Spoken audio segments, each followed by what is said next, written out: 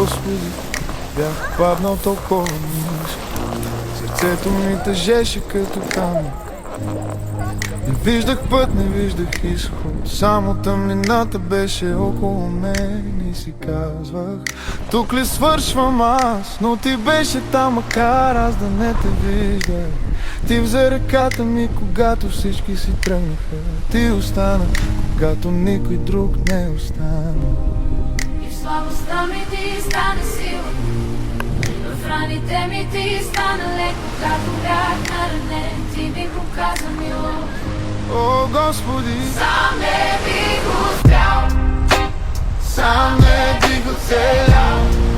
Ти ме вдигна от пепелта и ми даде нов живот. Сам не бих успял, сам не бих успял, но ти ме държеше за ръка. когато аз се отказвах от себе си, ти не се отказа от мен. О, Господи, виждам назад и се чудя как изобщо съм стоял на крака.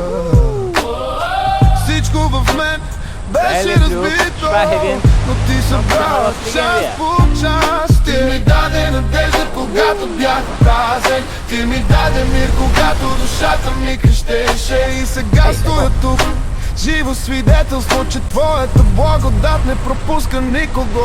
И сега знам, че всичко е било за добро. Ти ме учеше да разчитам само на тебе.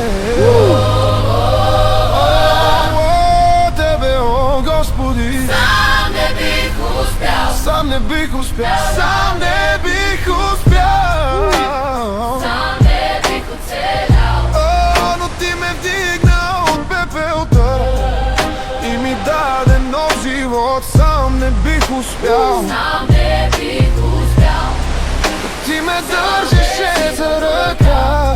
когато аз се отказах от себе си, Ти не се отказа от мен, не се отказа от мен. когато бях слаб, ти беше силен. Когато с разбито сърце ти ми даде живот. Когато бях забравен, ти ме намери, Господи. Всичко дължа на тебе, всичко дължа на тебе, всичко дължа на тебе. Сам не бих успял, Сам не бих оцелял. о, но твоята любов ме възкреси и ме изправи отново. Сам не бих успял, Сам не бих успял, но днес мога да кажа с дигнати ръце, ти беше с мен. и никога няма да забравя това. Сам не бих успял, сам не бих оцелял.